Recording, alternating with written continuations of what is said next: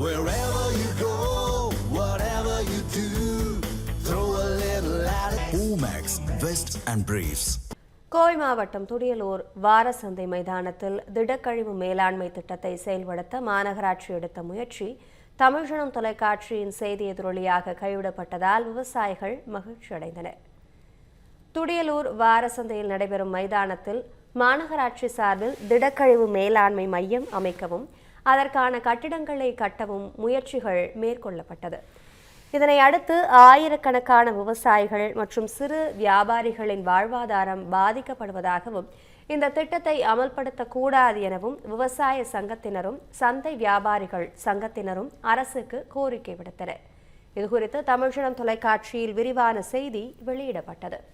இதனை அடுத்து கோவை மாநகராட்சி துணை ஆணையாளர் தலைமையிலான அதிகாரிகள் அங்கு ஆய்வு நடத்தினர். அதனைத் தொடர்ந்து தமிழக விவசாயிகள் பாதுகாப்பு சங்கம் சார்பில் துடியலூர் பேருந்து நிலையம் அருகே ஆலோசனை கூட்டம் நடைபெற்றது. அப்போது அங்கு வருகை தந்த மாநகராட்சியின் வடக்கு மண்டல உதவி ஆணையாளர் துடியலூர் சந்தையில் திடக்கழிவு மேலாண்மை திட்டம் செயல்படுத்தப்படாது என்றும் அந்த திட்டம் முற்றிலும் கைவிடப்படுவதாகவும் அதிகாரப்பூர்வமாக அறிவித்தார்.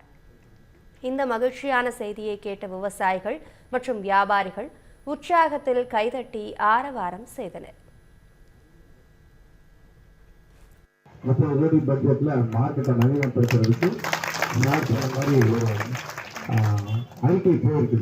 நிலையம் இங்கே அமைக்க இல்லை, அவங்க அதிகாரப்பூர்வமாக சொல்லிட்டேன். அதுக்காக வந்திருக்கேன்.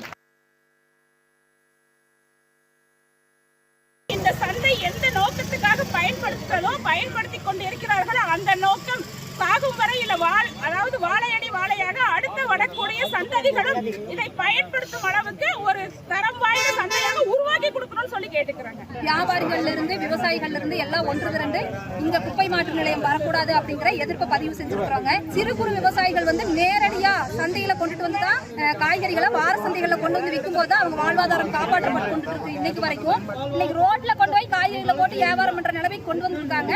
அந்த மாதிரி சூழல் இந்த துடியலூர் சந்தைக்கும் இந்த பகுதி மக்களுக்கும் வரக்கூடாது.